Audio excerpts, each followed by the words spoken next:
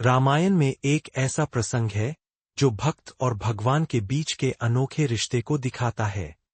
माता शबरी कई वर्षों से श्रीराम के आने की प्रतीक्षा कर रही थी। वे प्रतिदिन उनके लिए अपनी कुटिया सजाती और बेर को चख कर देखती कि कहीं वे खट्टे तो नहीं है। यह शबरी की भक्ति ही थी कि उसे अपने ईश्वर की सेवा करने के अलावा किसी भी चीज की चिंता नहीं थी। प्रातःकाल का समय था। राम भक्ति में डूबी शबरी प्रतिदिन की भांति रास्ते में पुष्प बिछा रही थी। उसका मानना था कि एक दिन श्रीराम इसी रास्ते से उसकी कुटिया में आएंगे। उस अभागी को क्या पता था कि अब उसकी प्रतीक्षा समाप्त होने को आई है। वह अपनी बूढ़ी हो चुकी आंखों से भी चुन-चुनकर पुष्प बिछा रही थी। वह रास्ते से कंकड़ पत्थर हटा रही थी कि तभी सामने दो वनवासी आकर खड़े हो गए। अभी कुछ देर पहले ही गांव के कुछ लोग बेचारी की भक्ति को पागलपन बताकर उसका उपहास करके गए थे। वे बोल रहे थे कि माई, नहीं आने वाले तेरे श्रीराम, और आएंगे भी तो तेरी फटेहाल कुटिया में क्यों आएंगे। गांव में अन्य बहुत बड़े बड़े घर व महल है, वे तो वहां रुकेंगे ना। बेचारी ने सोचा वापस वही लोग तंग करने और उसका उपहास करने आ गए हैं।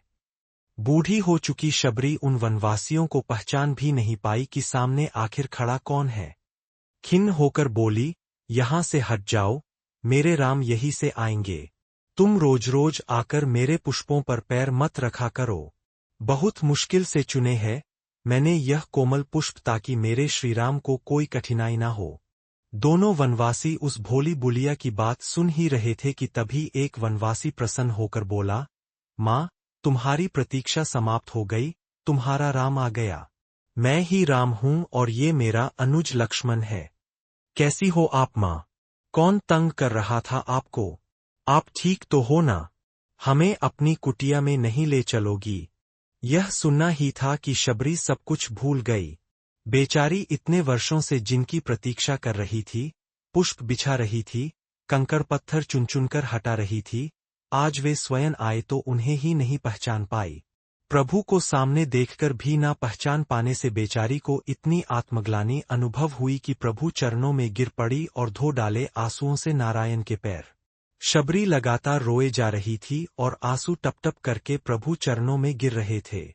श्रीराम ने भी उन्हें हटाया नहीं। आखिर प्रेम के यह आंसू और कहाँ से मिलते उन्हें। स्वयं क्षीर सागर भी धन्य हो गया होगा इन्हें पाकर।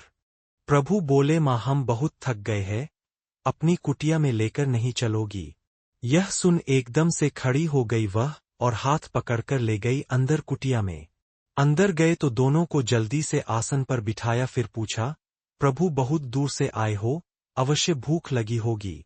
इतना कहकर लंगड़ाती हुई अपनी कुटिया के भीतर गई और ले आई अपने झूठे बेर। वह प्रतिदिन प्रभु के लिए बाग से ताजा बेर तोड़कर लाती थी।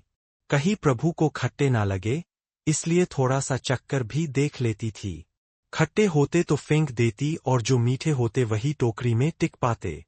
बड़े ही भक्तिभाव व भोलेपन से प्रभु के सामने झूठे बेर लाकर रख दिए। कोई और सोच भी नहीं सकता था कि भगवान को झूठा भोग लगाया जाए। लक्ष्मण ने जब यह देखा तो प्रभु का अपमान महसूस किया।